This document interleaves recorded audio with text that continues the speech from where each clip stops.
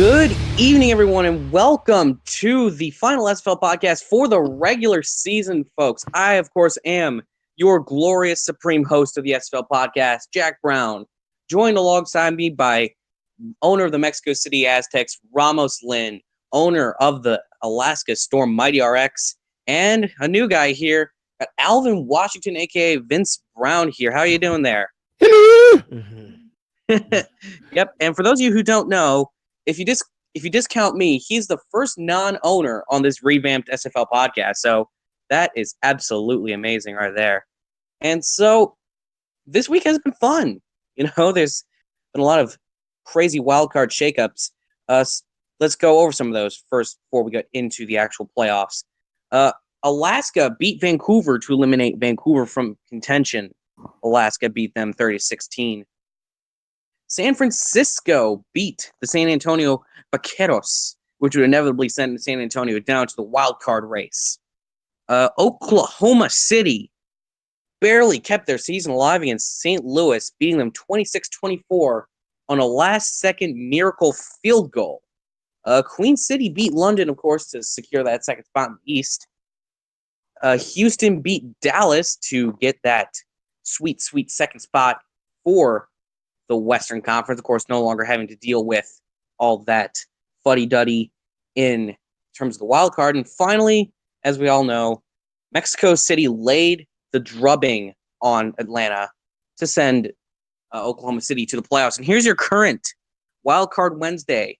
And this is set, folks. Mexico City's taking on OKC, and San Antonio is taking on Indianapolis. You know what, Ramos, let's start off with you here. How are you feeling about this sort of wild card setup? Obviously very interesting. It's interesting to see different teams in the playoffs. Obviously, I've been here for a long time. I've been here since season 3, and I've never been able to watch the Oklahoma City Renegades in the playoffs, which seems kind of amazing.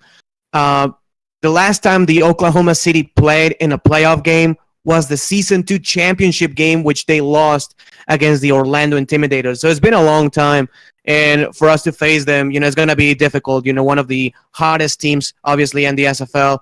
They have won 3 games in a row. They look very sharp, especially at the quarterback position with Dick and Nickens. So it's going to be very interesting to see how we can game plan against them. Obviously, they have a very good offense, and their defense is low-key pretty solid. I think Oklahoma City, if we do not game plan accordingly, can really get this game, even though we are at home. As far as San Antonio and Indy goes, Indianapolis here is the new coming team. San Antonio last season had a down year. San Antonio kind of trending the opposite direction throughout the season. They have not played very good this past couple weeks, but we'll see. I think it's going to be very interesting to see, because any of these 4 teams can really make some noise against the Alaskas and the Tallahassees and the Sioux Falls here in the SFL. So really, really looking forward for Wild Card Wednesday. Yeah, that's an interesting dynamic that you touched on there, Ramos. The fact that Mexico City and Oklahoma are probably the two of the hottest teams in the league outside of that really tippy top of Tallahassee, Alaska, Sioux Falls, and Tulsa. Meanwhile, of course, you have San Antonio and Indianapolis. Indianapolis, although they had a very strong start to the season, they've been very much up and down ever since. And San Antonio has just kind of been crashing in the last couple of weeks. A bit like, if you ever have caffeine, you're feeling very powerful for most of the day, but then you crash at 2:30 and you just don't know what's going on. Alvin, how are you feeling about this whole situation? I know that this is your first season in the SFL, so. First and foremost, thanks for having me here on the podcast. I had a chance to jump in around, I think it was week 2 back in January, and I've been rocking with this ever since. And I have to say, from a complete outsider looking in, this is one of the more competitive esports leagues going today anywhere in the world. So I just want to get that off the top. Looking at the matchups that I have here, if I was going for like the complete old school pure type football fan, Mexico City, Oklahoma City would be the premier game of this Wild Card Wednesday. And the reason being is both of them have very nice running attacks, especially Mexico City, and not so much for Ray Bentley as that offensive line. And I've told Ramos this many times. That Mexico City front line is one of the best in the business. I mean, these guys are technically sound. They make holes where they need to. They make holes when they have to, and that makes Ray Bentley's life a lot easy. On the other side of that coin, San Antonio and Indianapolis, these are a couple of teams that are trending downward. I was shocked at the way San Antonio laid an egg in the second half Friday night against San Francisco. San Francisco should have been just absolutely blown out of the water, and they had a 24-point run since going down 14-3 in the second quarter. San Antonio's got to pick it up. Now, they've got one of the nicest quarterback receiver tandems in Josh Miller and Logan Keeler. And sometimes you'll throw in Holder there in the mix.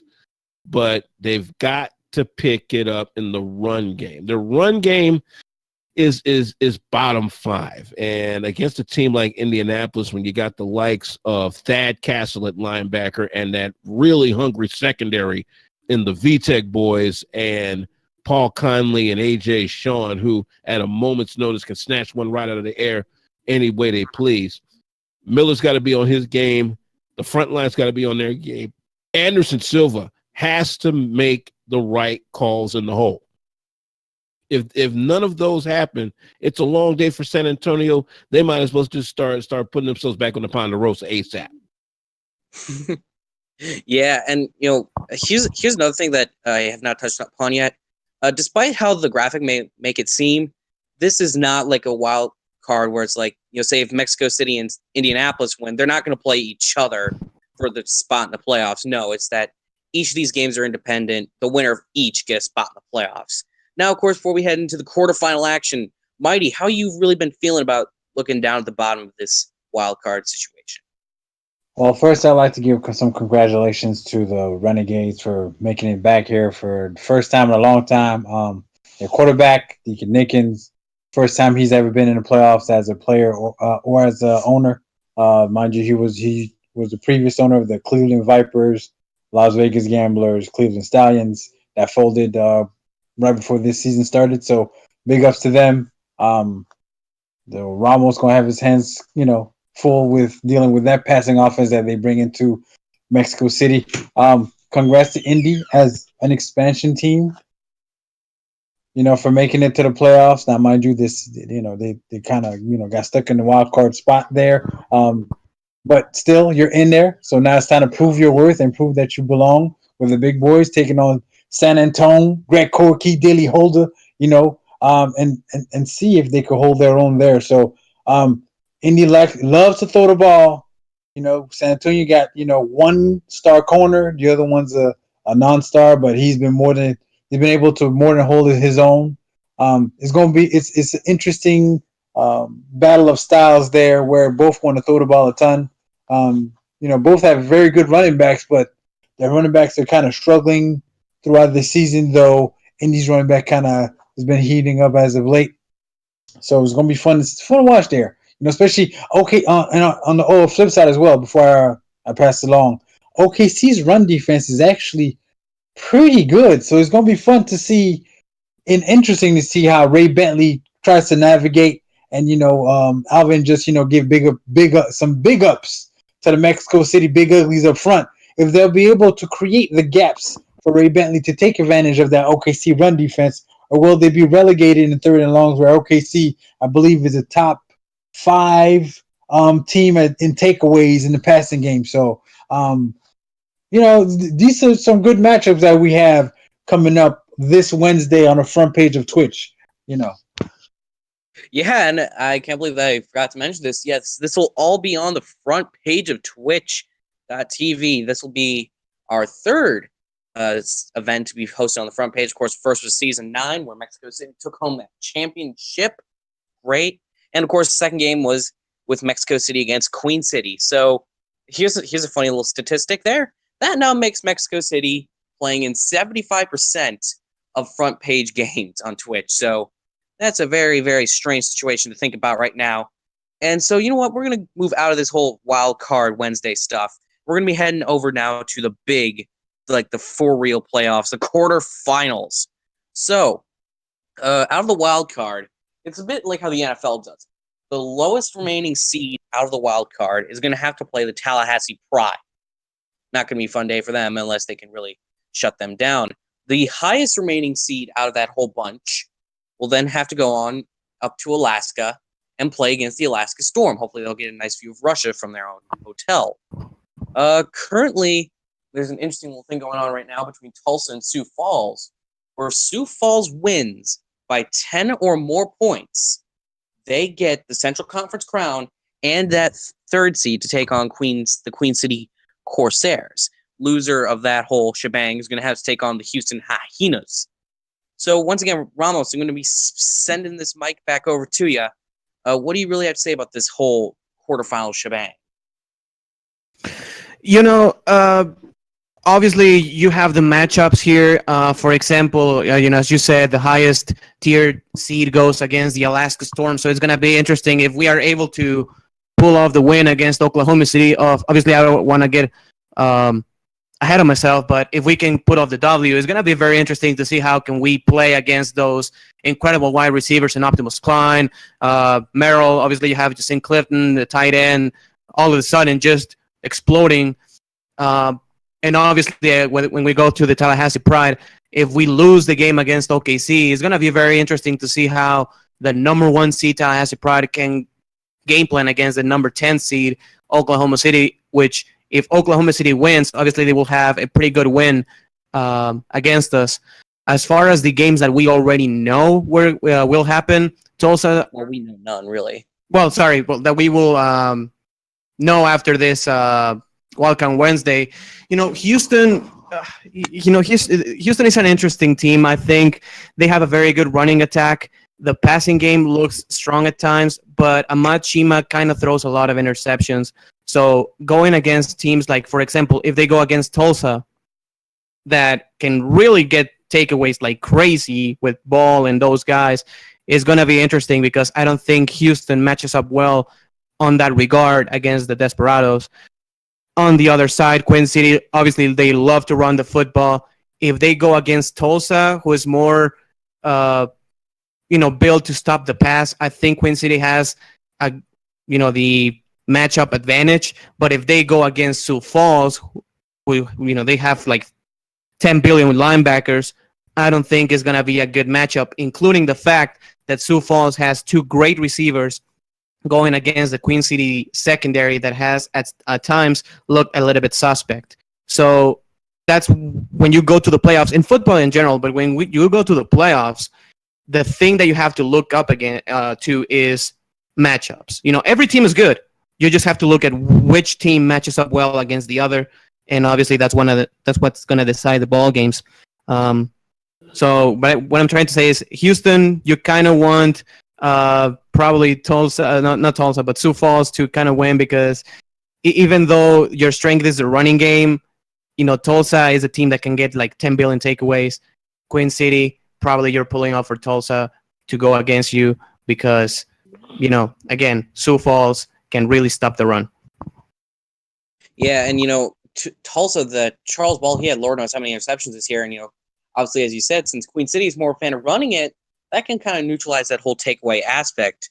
Now, of course, Alvin, since you're the new independent voice in this whole shebang, what do you really have to say looking at this whole situation?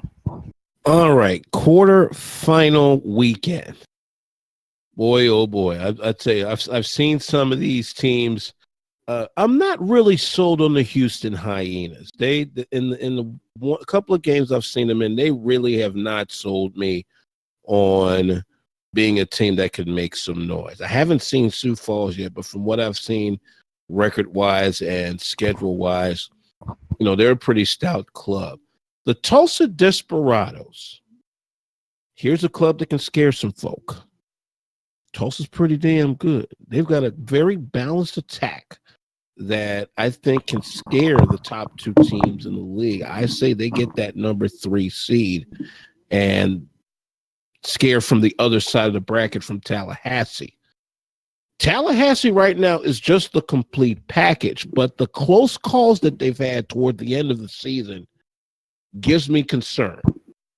And with their game coming up this week against Carolina, Carolina is ticked off at sliding out of the playoffs in that comeback loss by Atlanta a couple of weeks ago.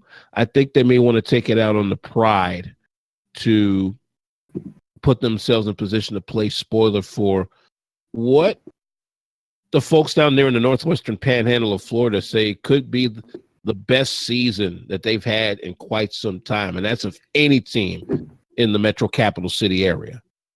Chris Christensen, my goodness, this dude got a flamethrower for you. I mean, two 500-plus yard efforts this year? Are you kidding me? This boy's got Tom Brady numbers up in this piece. You know, and that, you know, when you're putting up those kinds of numbers, when you're putting up Tom Brady, Drew Brees type numbers in this type of league, that says to everybody, look, I don't care what the biscuit you own, I'm trying to get this chip. And he's got almost 4,600 yards to his credit with nearly 40 touchdowns, but he does have 26 picks, and he's been sacked 19 times. So there are chinks in that armor. If Carolina plays it right, they have an opportunity to really tell people, look, we're here to play too. And I think A.J. Francis might be the factor here. Because if they let A.J. Francis loose, Chris Christensen can't get on the field because you can't score without the football. You just can't. All right. Let me bring up a stat that I think people don't pay notice to when you're talking about leagues like this, but it's going to come into play when you get into the midst of this tournament coming up. And that's 3 third down conversions. Tallahassee has the advantage among actually, Alaska has the advantage among everybody. They've got a 52% third down conversion average. Tallahassee is at 50%, and that's tied. That's a 4-way tie for second with San Antonio, Queen City, and the recently ousted San Francisco. And I thought for sure San Francisco was going to make it. But, you know, what wasn't in the cards? They had a late slide, you know, because I really love Ryan Most and the way he runs that football from the fullback position, especially out of the pro set. I mean, I haven't seen a better pro set running back in this league than Ryan Moats. He runs that pro set very well. Now, defensively, defending against the third down conversion, this is where Tallahassee is still head and shoulders above the rest. They have allowed a league best 37% conversion rate. That says to me, they know how to keep the football and get it back quickly to keep it some more. Now, the only other team that I see to possibly make some noise in this tournament might be Queen City, because that rushing attack by Queen City is pretty doggone good. That's the only other team I see in this outside of Tallahassee. Alaska, maybe Final Four, if that. I don't see them getting any further because they've had you're starting to see cracks in the armor. You saw it when in that first loss that they had. I think it was either week 7 or week 8 when matter of fact it was week 8 because they had ripped off 7 in a row to start the season and then they lost like 2 of their next 3. So you started to see where Alaska could be beat at. Tallahassee, they can be had, but I think they know how to win in the clutch. And that's what's going to get them down the road in these playoffs, if not this year's SFL championship. Very, very interesting. That was actually probably the best analysis I've heard in a long time there, Alvin. Now, finally, the owner of the Alaska Storm, Mighty RX, what do you really have to say about this whole quarterfinal shebang since you're already in this sort of position? That 4-5 matchup looks interesting regardless of who Houston winds up with. Tulsa, Houston, you got a very opportunistic defense in Tulsa. Charles Ball leading that group there. having to face a Houston team with ridiculously explosive ground attack. We know Houston can play defense with the best of them, so Robinson will have to be real careful as well of trying to attack those. I believe Houston has a pair of gold corners right now. They have a stacked secondary. If it's Sioux Falls, Houston, Jason and AJ against DR Sim and two scoops, I mean, man, people pay good money to see stuff like that. You know what I'm saying? And that's gonna be on Twitch as well on Saturday night. The day preceding Easter. On the other side, you got Queen City Tulsa. That looks interesting. You got Ash Odom and four-time champion Queen City. Trying to get back to winning one more, having then to try to say lay claim to the fact they won half as many championships as the league has been around. Them against Tulsa would be interesting because Tulsa's the run defense is actually pretty good. Tulsa's scoring defense is actually up there as well. So they play a lot of bend but don't break. Queen City against Sioux Falls, man, talk about the permutations there. We know Sioux Falls wants to throw the rock. Queen City doesn't really have the defensive personnel in the backfield to slow that down. But offensively, they pound the rock with the best of them. And if Sioux Falls were to get nosy, they take their shots, throwing the ball up to Mike Daggs and Chris Curtis. So the matchups there that are kind of set-ish in stone for Saturday night look good. Whomever comes, if OKC comes out against Tallahassee, two pass-heavy teams playing on Monday night, the ball's going to be in the air well over 100 times in that ball game there. It might be a battle of, whoever has the ball last there. Alaska plays, whomever is left. So, if it's Mexico City, can Alaska's run defense hold up to the barrage of Ray Bentley and his constant attacks at the second and third level? And then will they be able to, if they're able to hold Ray Bentley at bay, that triumvirate of receivers that the Aztecs deploy, will they be able to, keep them on the wraps, or is Mexico City going to do to them what they just did to the Atlanta Swarm? And conversely, Ron Cochran, the quarterback for Alaska, spreads the ball to everybody and anybody. I believe last night he threw the ball to the non-stars to the tune of 10 times for something like 100 yards. So he's no respecter of persons there. He'll throw it to a cheerleader if she's wide open, kind of deal.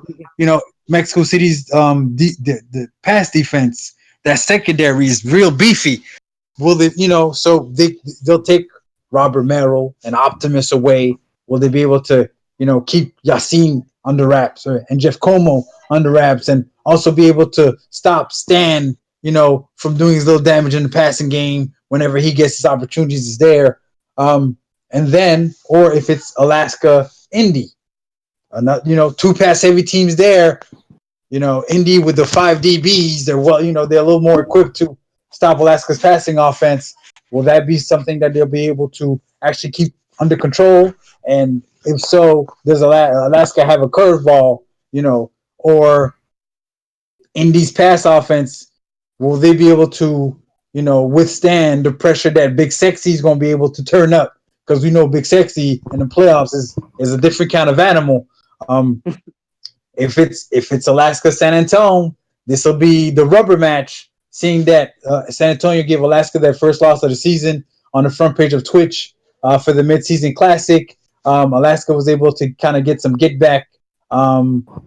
Alaska actually won the first matchup earlier in the season against San Antonio, where Big Sexy had a blindside hit of then quarterback, I believe his name was Olsen, and the ball popped up, and Ryan Tobin came up and scooped it for a pick six. So there's some history there between these two teams. So it's going to be some interesting matchups developing. There's going to be some very good matchups that we're going to have on both Twitch Saturday night and YouTube for Monday night. So if I may interject here real quick before we get to our next thing, talking about those secondaries that Mario Rex was talking about, I'm looking at the top 5.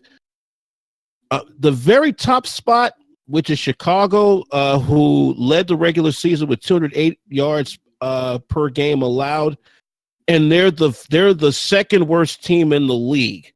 That just shows you anything can happen in this league. The next four either were vying for or are in the playoffs. Atlanta is second with 236. Mexico City is third with 236 and a half. Indy at 237. Sioux Falls at 248. Now, you take away Chicago and Atlanta because they're out of the playoffs. The total takeaways between Mexico City, Indy, and Sioux Falls is plus 20. And Mexico City is at a plus 12. Watch for one of these three to make some noise when they get to the quarterfinals. Now that is something very interesting. And you know what? Speaking of anything that can happen, real quick question for all of you guys here. Ramos, who are you going to say is in the championship game? Here's going to be the fun twist, though. You cannot throw on your own team. I think if I cannot throw my own team, that means that we are eliminated, which means that probably it's going to be Alaska.